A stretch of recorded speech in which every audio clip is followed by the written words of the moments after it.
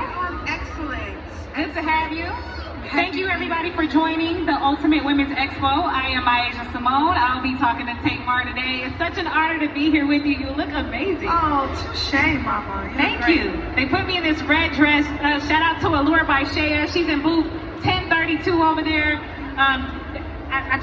It was a last minute thing, so thank you. Good choice.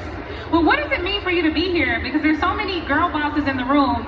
I mean, yesterday we had a room full of women, but people are literally coming from their booths to hear you talk. What does it mean for you to be here? Number one, it means everything for me. I come from a long lineage of entrepreneurial females. Yes. And so for me, just to give back and to give my 2 cents on, what has worked for me, what hasn't worked for me, is everything. Each one teach one, and that's really how that goes. Exactly. I mean, you come from your 5 sisters, 1 brother. I mean, talk about what it means to be the youngest. And was that hard for you, like being the youngest in a family that's so powerful? Well, I don't know anything else other than being the youngest. But like as the youngest, in any situation, I think you always have to prove yourself. Yes. Over and over again. Your smarts, your ideas, you always have to talk people into what you're believing in, and that gets challenging. But I think, with success, comes respect. It does. And a lot of people respect you, and more importantly, they don't know anything else about what Tamar does. She is gonna sing, right? She is gonna sing. I mean, does anybody else in the room get goosebumps when she sings? Oh, thank y'all. Yes. Thank y'all. We're so far away, I like to see people's faces. I'm 45, my eyes is not with me. You know what I'm saying? I want to see. Hi, y'all. How y'all doing out there? Now, of all the songs that you've created, recorded, what has been your favorite song and what has been your least favorite song? Oh my God. I think my favorite songs you all haven't heard yet. Wow, really? Yes. Okay. But the ones that you do know, I think my favorite has become All the Way Home. It definitely wasn't Love and War. Now back in the Vincent Herbert days, like we would go to bed about that song. And I like to have fun. I like to twerk and have fun with my friends. So like Hot Sugar would be another one. Yeah, just to name a few. Now, one point, did you sing backup for Lady Gaga? Was that a thing? Talk about what that experience was like, because I mean, you're a legend yourself, but like to work with Gaga and to do that, and a lot of people didn't know that. Like, talk about that experience. I think what a lot of people didn't know is that I started off being a background singer and a songwriter. Wow. And I wrote lots of songs with my sister Tony. I would like go sing for like several artists, and Gaga was just a part of that. And she was adamant about people knowing that it was me, because it was troublesome for her to be like, oh my God, you have this amazing voice and nobody knows it. Nobody knows you. And I will tell her, in due time. And I just felt like, my opportunity would come. But I knew that I had to put in the work, whatever that background work was. Whatever it is. It definitely geared me for me being who I am today, truly. I mean, you're killing it out here. It's no secret. At this point, we just need to when we hear Tamar, we need to bring out flowers. We need to just have bouquets of flowers every time we see you. Now, reality TV is a really, really bittersweet type of industry. How did you get into that? Well, I was a fan. And I was a fan of the show Big Brother, which made me want to create Braxton Family Values. Yeah.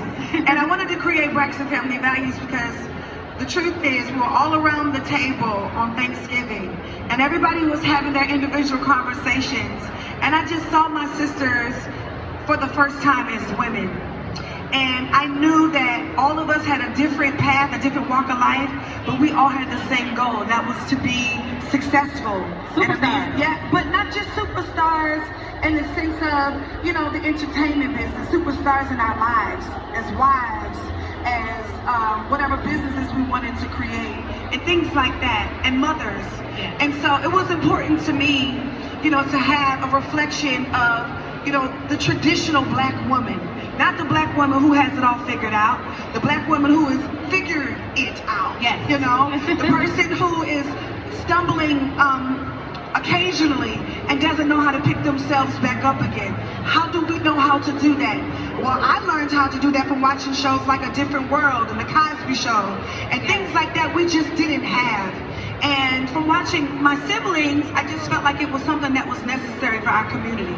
And I'm just really grateful for you keeping it on for so long and watching it and actually identifying with the women that was on the show. I think everybody's able to relate, even with Braxton Family Values.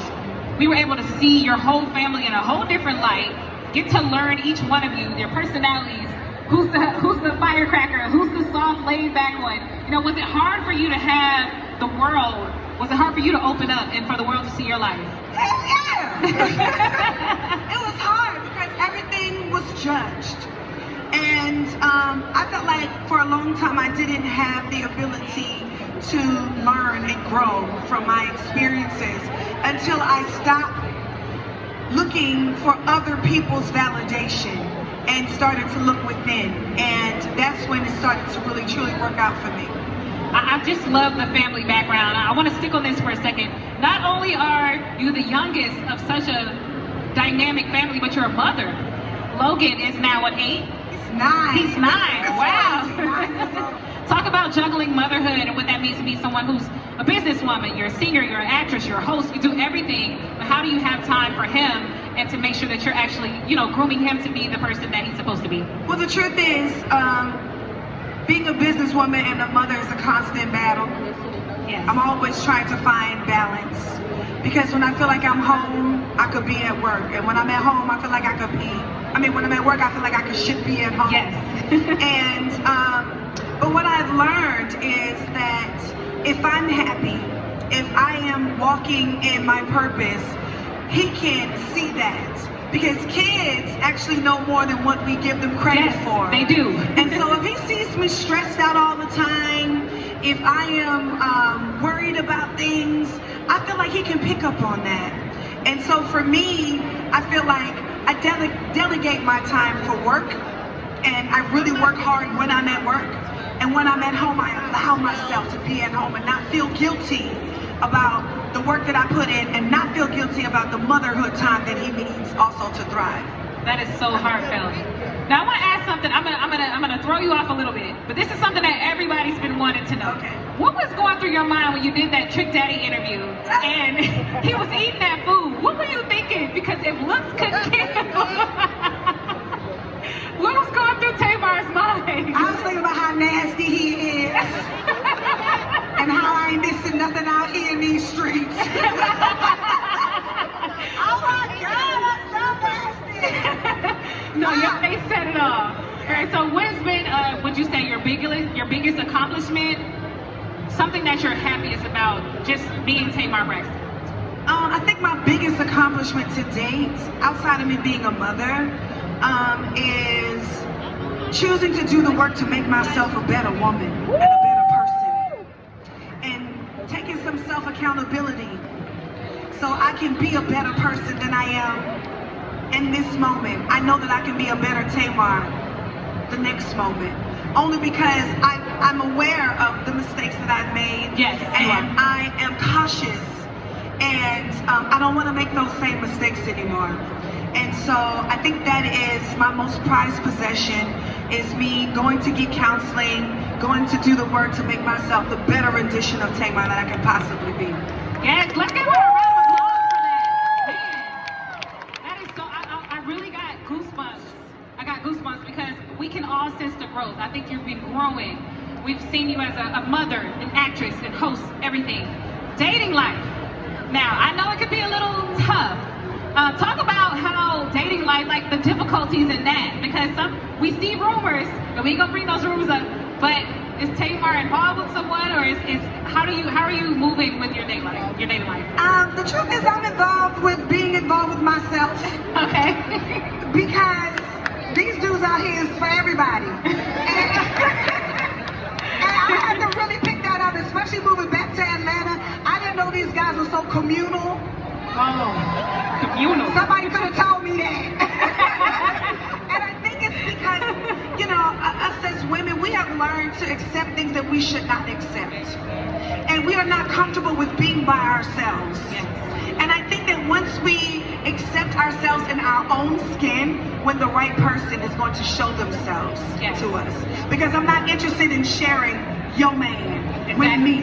That's never going to work for me. Girl. Amen to that. Yeah, it's not happening. Amen. And ain't that much being alone in this world. I've been alone this long. I'll be okay. Look, I don't even look. I feel it. I feel the energy.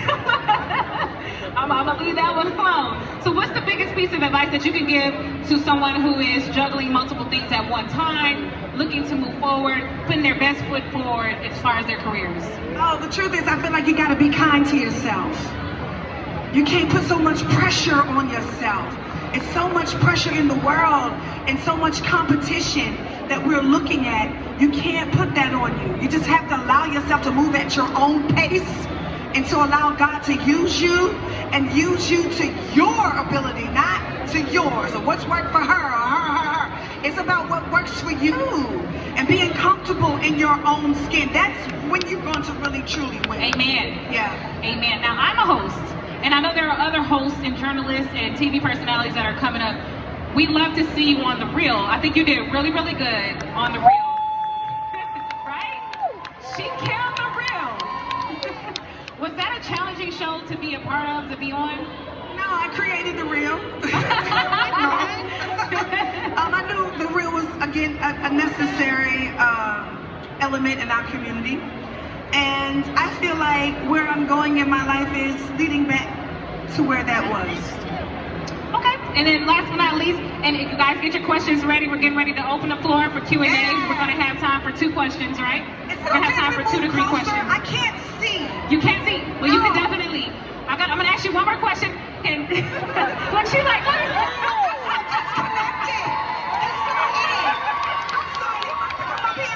Let me do the same thing. Let me do the same thing. Let's do it. We're starting a new movement right here. I'm cold, y'all. Always cold. We're going to be up close and personal.